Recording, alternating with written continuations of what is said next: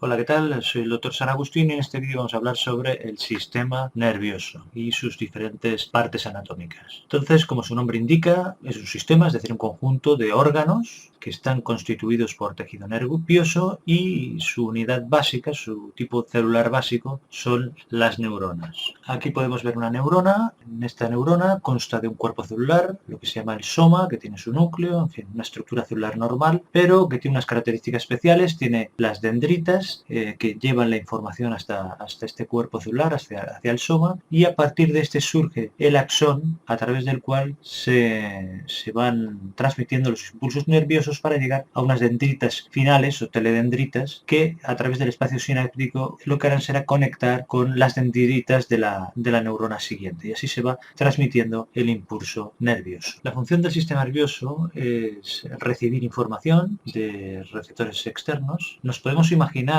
el sistema nervioso como un conjunto de cables que llevan la información de receptores externos o internos hacia un ordenador central, en donde esta información que llega se procesará, se coordinará, se integrará y al final elaborará unas respuestas, unas órdenes que se enviarán a través de otros cables hacia lo que llamamos efectores externos o internos, que lo que harán serán obedecer a estas órdenes. O sea, sería toda esta maraña de cables. Entonces, el sistema nervioso central sería este ordenador central que estamos representando aquí, y el sistema periférico sería toda esta maraña o red o telaraña de cables que se distribuyen por todo el cuerpo. Y esta metáfora nos sirve para introducir las dos principales partes del sistema nervioso, que ya las he dicho: el sistema nervioso central, SNC, y el sistema nervioso periférico, SNP. El sistema nervioso central es la parte del sistema nervioso hacia la que llega información y es a partir de la que sale la información. Procesa toda esta información y genera órdenes. Entonces, como se puede ver en esta imagen, consta de dos partes fundamentales: encéfalo y médula espinal. Aquí empezaremos por el encéfalo. En la imagen lo han dividido en varias partes para que se vea con mayor claridad. Constaría el cerebro, que es la parte más grande,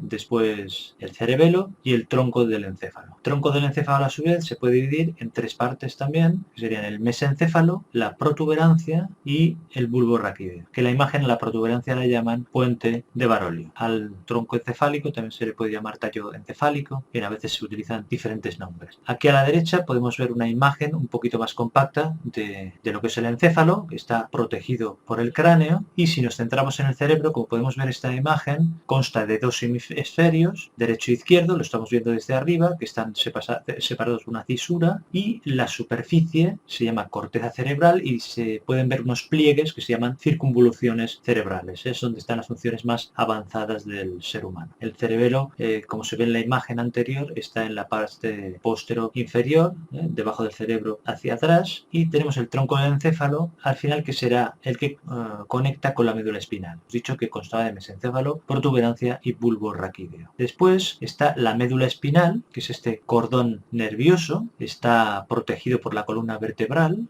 va concretamente por el conducto vertebral, que es una superposición de los agujeros vertebrales. Ya expliqué en los vídeos sobre la columna lumbar, hago una introducción al tema. El cuerpo vertebral está por la parte de delante y sirve para comunicar el encéfalo con el resto del cuerpo. Lleva información hacia el encéfalo y información desde el encéfalo a el resto del cuerpo, y como podemos ver en la imagen, pues consta de una parte cervical, dorsal, otra lumbar y otra sacra.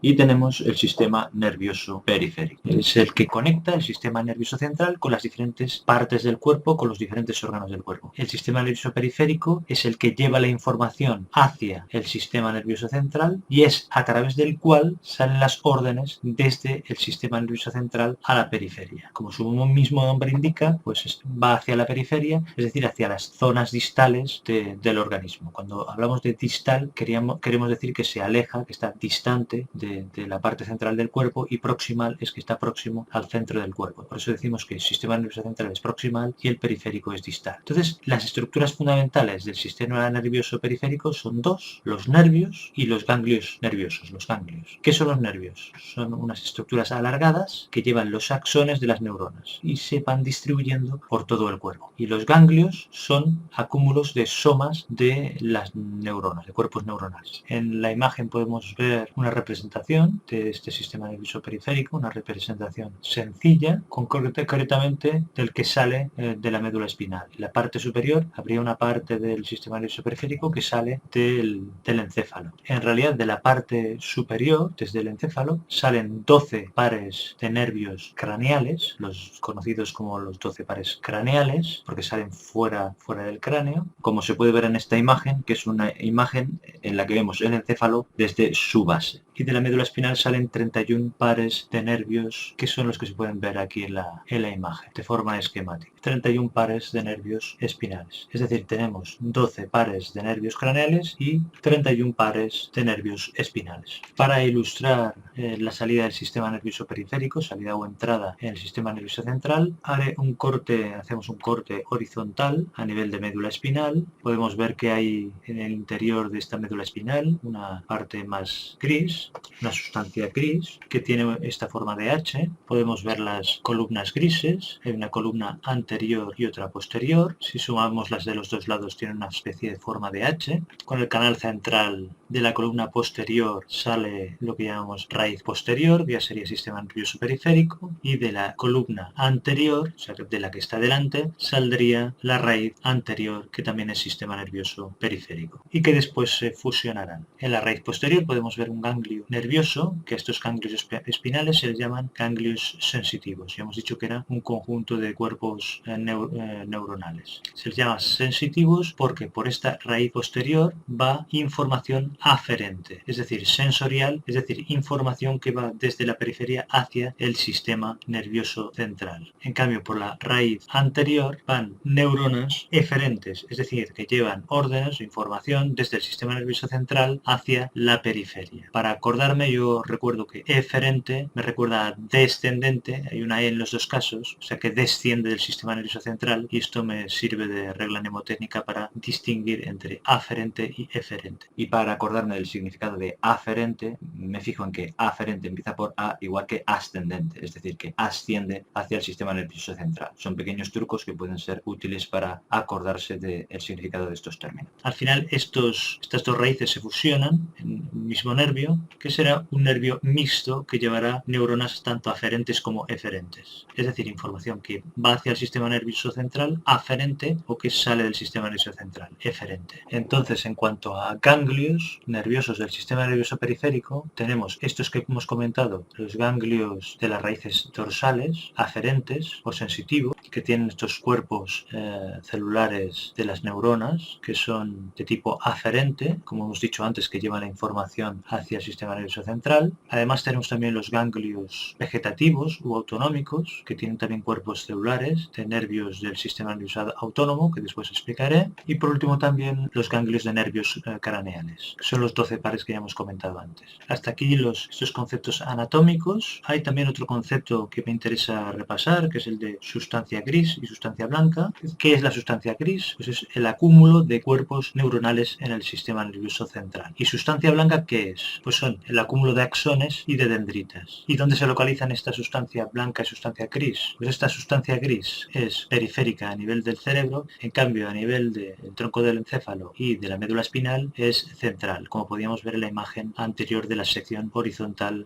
por la que he ilustrado el origen de los nervios espinales. En cambio, la localización de la sustancia blanca en el sistema nervioso central es al revés. Es central en el cerebro y es periférica en el tronco del encéfalo y en la médula. En cambio, en el sistema nervioso periférico, ya lo he comentado antes, que el acúmulo de cuerpos neuronales son los ganglios, en cambio, el acúmulo de axones y de dendritas sería lo que forman los nervios. Hasta aquí hemos hablado de las divisiones del sistema nervioso desde el punto de vista anatómico. Ahora me gustaría comentar rápidamente cómo se divide el sistema nervioso desde el punto de vista funcional. Lo podemos dividir en sistema nervioso somático y en sistema nervioso autónomo o vegetativo. Ambos tienen vías aferentes y eferentes, es decir, vías que van al sistema nervioso central y que salen del sistema nervioso central, como ya habíamos explicado antes. Y también ambos tienen presencia en el sistema nervioso central y en el sistema nervioso periférico, es decir, no son parte del sistema nervioso periférico como en algunos sitios se puede leer o ver. Hay que pensar que la división en sistema nervioso central y periférico es una división que hacemos desde un punto de vista anatómico. En cambio, la división entre sistema nervioso somático y sistema nervioso autónomo es una división que hacemos desde el punto de vista fisiológico o funcional. Son visiones distintas de lo mismo. Dicho esto, el sistema nervioso somático está relacionado con los movimientos voluntarios. Podemos decir que tiene unas vías aferentes y unas vías eferentes o motoras. Las vías aferentes pueden ser sensoriales, con la vista, oído, olfato, gusto, y unas vías aferentes sensitivas, que son el tacto fino y grueso,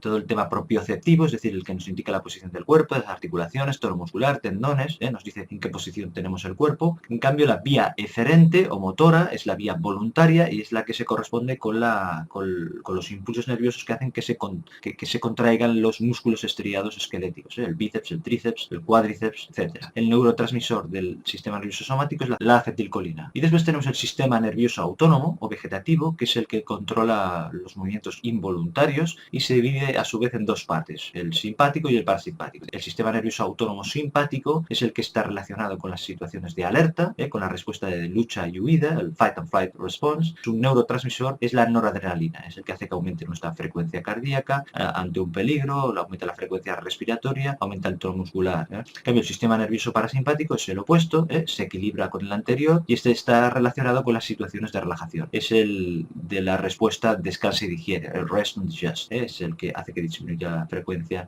cardíaca, la frecuencia respiratoria, relajación muscular, y el que hace que aumente la digestión. Y su neurotransmisor principal es la acetilcolina, curiosamente igual que el sistema nervioso somático. Y para finalizar, remarcar que todas estas divisiones y distinciones que hacemos son clasificaciones que usamos los seres humanos para podernos entender y comunicar, pero en realidad la realidad es mucho más compleja, y en la vida real todas estas divisiones y funciones se solapan entre sí. No solo estas de las que hemos hablado, del sistema nervioso, sino también con el sistema endocrino, el digestivo, etc. Entonces, este vídeo ha sido una introducción al sistema nervioso, pero espero que haya sido útil y que te haya gustado. Recuerda hacer clic en me gusta, compartir y suscribirte al canal si no lo has hecho ya. Muchas gracias.